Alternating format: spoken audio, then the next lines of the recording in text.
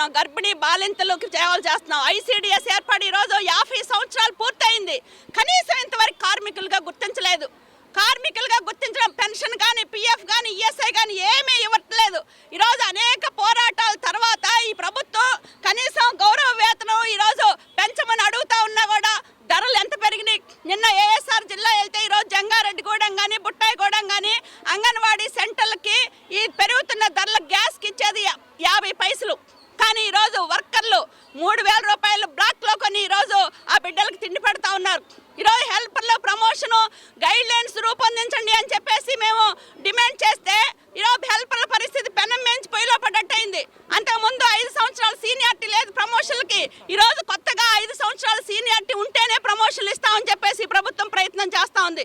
అట్లనే ఈరోజు ఏజెన్సీ ప్రాంతాల్లో వర్కర్ పని, హెల్పర్ పని చేయలేక ఈరోజు అనేక ఇబ్బందులు పడుతూ ఉన్నారు. మినీ సెంటర్లు, మెయిన్ సెంటర్లు మార్చాలి అని చెప్పేసి అనే పోరాటాల తర్వాత ఈరోజు మినీ సెంటర్లుగా మార్చారు, సంతోషం.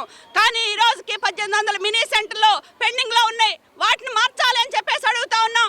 అంతేకాదు ఈరోజు సుప్రీంకోర్టు అత్యున్నత న్యాయస్థానం అంగన్వాడీలు కార్మికులేను, వాళ్ళు గ్రాట్యుటీ అమలు చేయడానికి అర్హులేను, ఈరోజు వాళ్ళని ప్రభుత్వ ఉద్యోగులుగా మాట్లాడుతున్నాను. ఈరోజు ప్రధానంగా అంగన్వాడీలకు కనీస వేతనం ఇవ్వాలనేది ప్రధానమైన డిమాండ్ పెట్టుకోవడం జరిగింది. మేము అదేవిధంగా సంక్షేమ పథకాలు అమలు చేయాలనేది మేము అడుగుతున్నాము.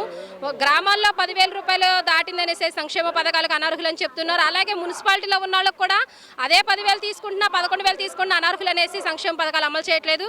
అంగన్వాడీలందరికీ కూడా సంక్షేమ పథకాలు అమలు చేయాలనేది మేము కోరడం జరుగుతుంది. అదేవిధంగా జీవో నెంబర్ 5ను వెంటనే రద్దు చేయాలి, నవచేతన యాప్ను రద్దు చేయాలనేసి మేము, అలాగే సంక్షేమ పథకాలతో పాటు అంగన్వాడీలకు ఇచ్చే ఫుడ్ క్వాంటిటీ పెంచాలి, అలాగే మెనూ ఛార్జీలు పెంచాలని మేము ప్రధానమైన డిమాండ్తో ఈరోజు ధర్నా చేయడం జరుగుతుంది.